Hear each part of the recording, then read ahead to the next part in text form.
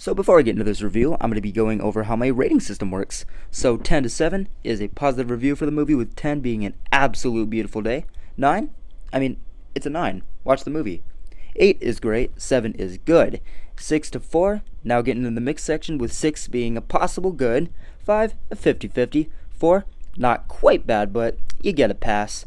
3 and under, now being in the negative section, with 3 being bad, 2 being really bad, 1 being the gates of hell, and 0 being nowhere you want to go. So let's get this started. So not only do I not like zombie films, I don't really like action films. And especially with what I've been hearing lately about Peninsula, I kind of went into this film with no expectations whatsoever. I just went in content, sat down with my popcorn and my face mask, just let the movie do its thing. So what do we get out of this one? So first off, I'm going to start off by saying that the film does take off immediately from the first one, which actually made me a little bit more reassured, because up until until I actually saw this movie, I honestly didn't know where it actually fit in with the Train to Busan film. From the get-go, you can kind of see that this film is generally aimed at kind of like not necessarily a different audience, but a bigger one. It does have a lot of English language in it, which I did honestly find surprising. But in saying that, and while yes, again, this film does take off immediately from the previous film, but it's done in such a fast way that literally just after that setup at the opening, I was just kind of like, okay, so they're taking the easiest route to state where this movie stands. I mean, literally just like after the first few minutes, you're just kind of like, okay, well, there's the connection to Train to Busan, there's the title card, 4 years later, and then we get Peninsula. And I'm not going to say any spoilers about, the connections to Train to Busan, how that actually affects the movie or anything, but we got Peninsula. Now, I understand that this movie is, for the most part at least, a completely different film. Different cast, few years later, and I'm cool with that if it gets the job done. But in this case, the film literally feels no way, shape, or form like Train to Busan, and not really in an impressive way at all. I mean, you begin to accept the story and kind of, adjust to it eventually. There are characters that you grow comfortable with, and the cinematography for the most part is actually pretty beautiful. But this film's main strength, or in this case crutch, was the Train to Busan title.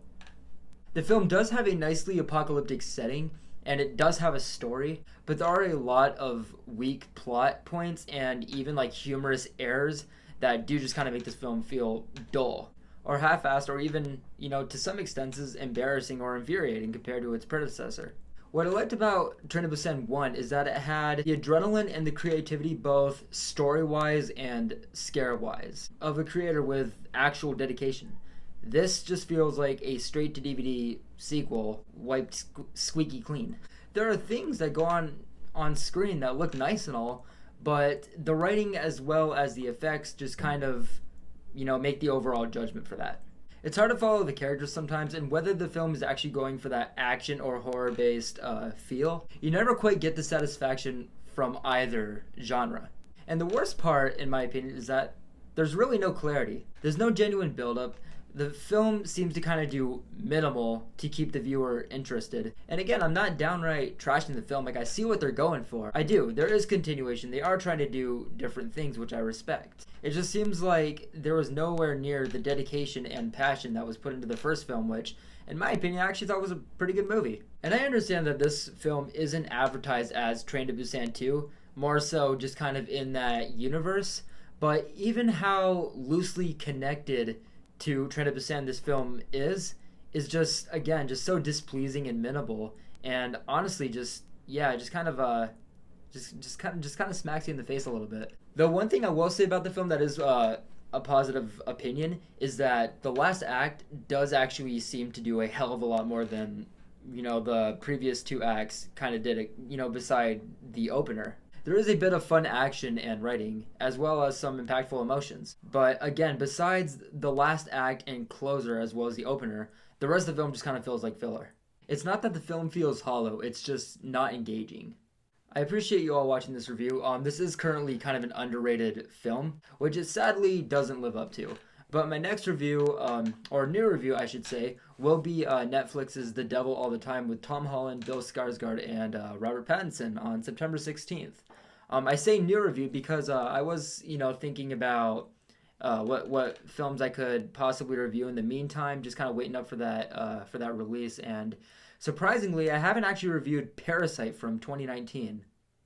Yeah, should probably get my shit together and drop a review for that one for you guys. Well, yes, let me know what you guys thought about Train to Busan Peninsula if anybody's seen it. I know it's playing in like, one type of theater, so. But yes, I will see you guys in the next few days with a review of Parasite as well as The Devil All the Time. So I'll catch you guys then.